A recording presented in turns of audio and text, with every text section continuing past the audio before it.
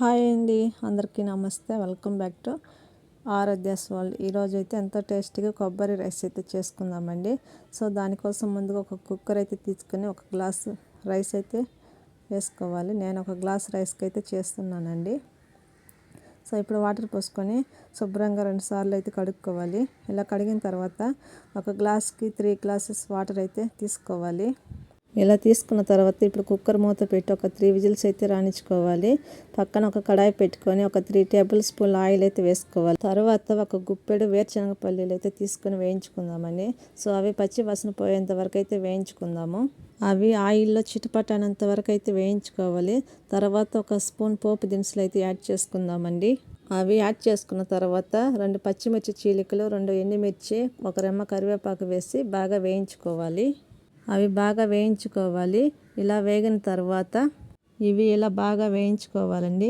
ఇలా వేయించుకునే లోపల మనమైతే ఒక కొబ్బరి అయితే తీసుకొని బాగా తురుము పెట్టుకోవాలండి సన్నగా.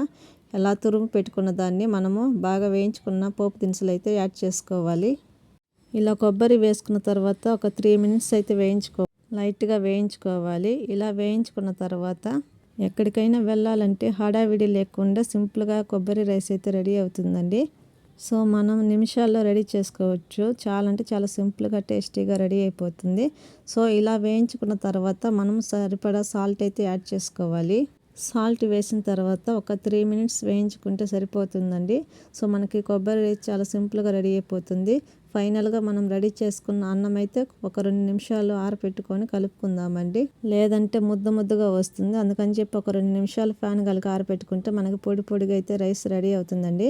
అంతేనండి, చాలా అంటే చాలా సింపుల్గా టేస్టీగా రెడీ అయిపోతుంది కొబ్బరి రైస్. ఇప్పుడు ఇలా రైస్ అంతా కలిసేంత వరకు బాగా కలుపుకోవాలండి. ఇలా కలుపుకున్న దాన్ని మనం సర్వింగ్ బౌల్లోకి అయితే తీసుకుందామండి. ఇలా తీసుకున్న తర్వాత చాలా అంటే చాలా సింపుల్గా టేస్టీగా కొబ్బరి రైస్ అయితే పొడిగా అయితే రెడీ అయిపోతుందండి.